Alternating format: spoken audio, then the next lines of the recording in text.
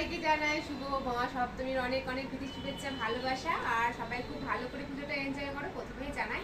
তো দেখো আমি পুরো রেডি হয়ে গেছি।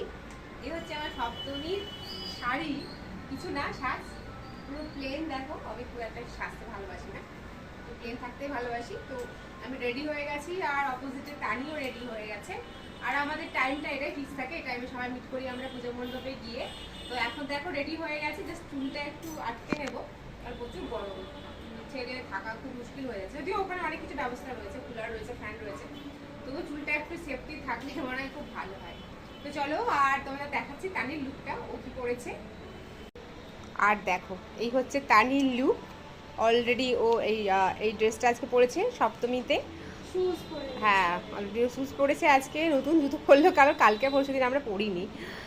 তো দেখো আমরা রেডি হয়ে গেছি মা মেয়ে। তো চলো সবাই পুজোটা খুব ভালো করে এনজয় করো, ভালো থেকো, সুস্থ থেকো, টাটা, বাই বাই।